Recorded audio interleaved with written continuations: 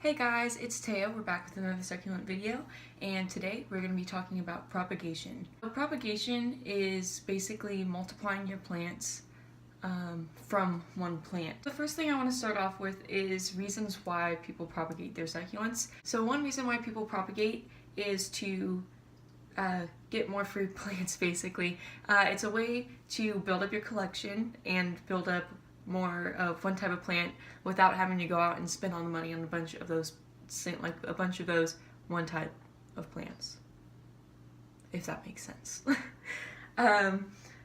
Another reason is that your succulent could be dying, like it could have root rot, and if you catch it in time, you can actually pull off the leaves or just behead it. It will save your succulent if you get only the healthy parts. So there's multiple ways to propagate. One of them is through seed, like pollinating, which is a lot harder than the other ways. Another way is through leaves. So if you pull off a leaf and you let it dry out, like you let it callus, it'll eventually grow a baby. And the other way, beheading I guess, is a way of propagation because you can grow new babies from the stem. Let's talk about the first way to propagate and the easiest way, which is by leaves. I'm propagating this one because I don't have that many of this one plant. I have like maybe one or two baby ones, and I like to have lots of one type of succulent for some reason. So I'm going to pull off multiple leaves from this one. Ooh!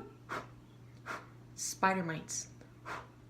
What you do is you grab the leaf like so, and I have it with the top of 2 fingers just in case.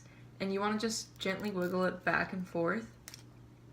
And you want to be careful not to snap this part that connects to the plant. Because if you do, then it's not going to work. It has to have the piece that connects to the plant, or else it, won't reproduce. Here is what a clean break looks like. And I'm just doing the same thing again. Just grabbing the leaf and gently wiggling back and forth. And it should sound like a little small snap, not like a big snap, like you broke the leaf from the part that's connected to the stem. I'm gonna pull off 2 more leaves from this one.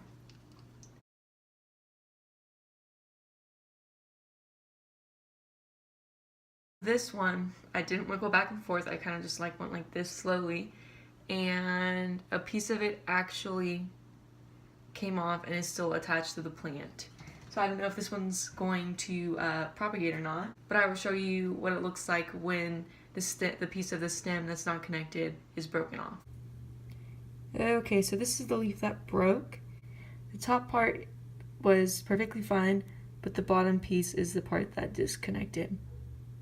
Another way to propagate is by beheading, and this is the black prince that I showed in my succulent collection video. And the reason I'm beheading this one, this is another reason why people behead that I forgot to mention, or propagate, is if the succulent is etiolated, which means stretched out from not getting enough light, or sometimes it just does that if it was getting cared for one way at, where you bought it from, and you're caring it for it in a different way now. So this one is stretched out. As you can see, this is the separation from old growth to new growth. So I'm going to pull off the leaves of the old growth, not all of them. Oh, see, one just popped right off. But I'm going to pull off the old leaves, and I'm going to leave maybe 3 connected, 2 or 3 connected, just so I know that the plant will stay alive after I behead it.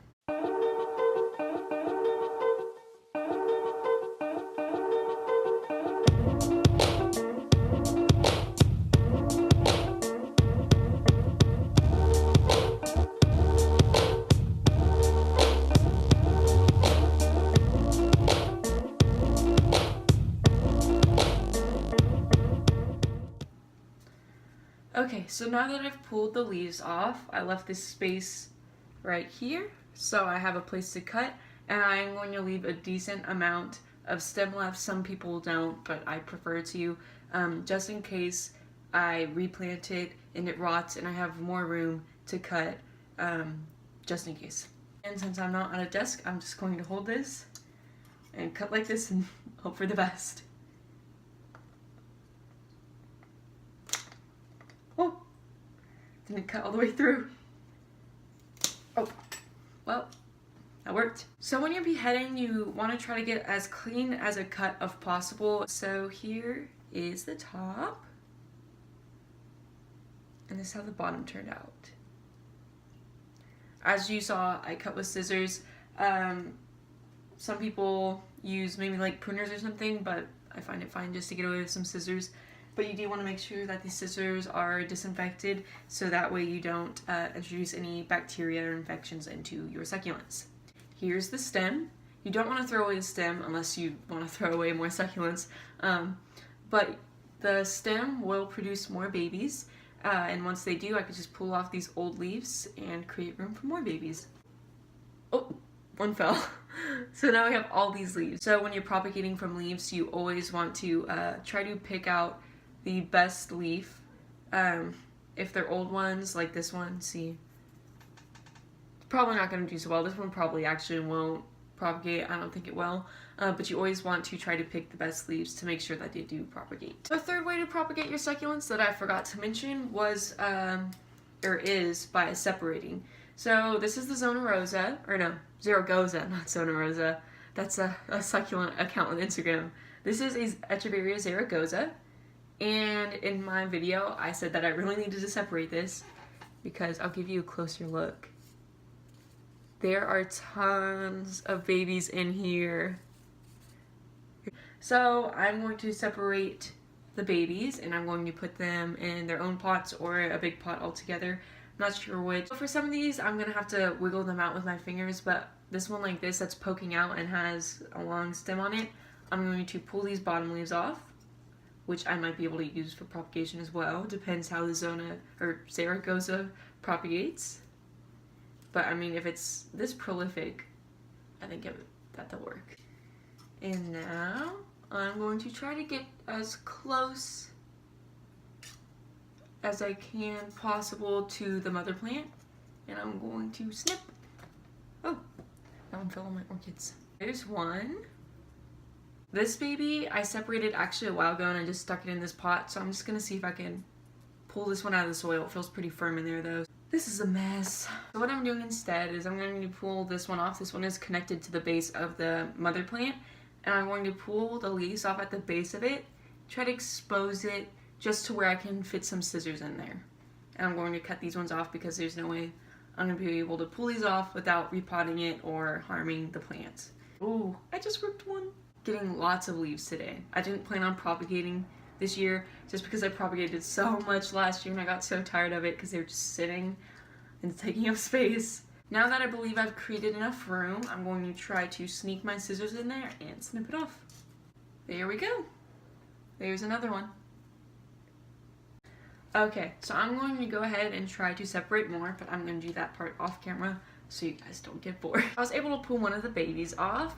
You have to be very careful, but the benefit of just being able to pull them off is that sometimes they already have roots. Don't know if you can see that, actually. You probably can't, but there is a root there. Why did I wear white pants for this? Stupid.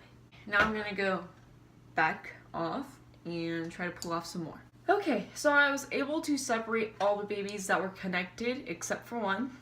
And there's 3 that were potted in there, and I don't want to try to pull them out and damage the roots, so I'm just going to go ahead and leave those there until I decide to repot it, which will be when I get more soil.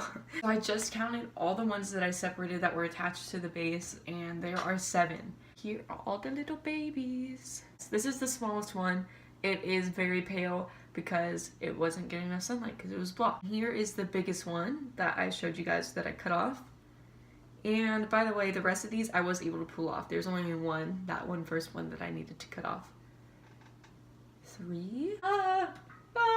I'm dropping them. So these are all the babies. They're just the babies. Actually, these are 4 of the babies. The rest are over here. And one's on the ground because I dropped it. Okay, so that is propagation by beheading, leaves, and separation. So those are the 3 types of propagation.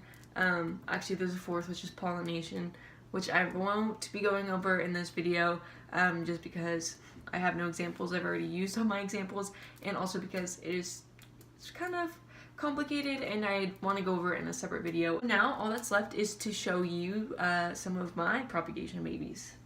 These guys came from a plant that I did very well with leaf propagation. I think like practically all leaves except for 2 propagated. Like they didn't even die before sprouting like roots or babies.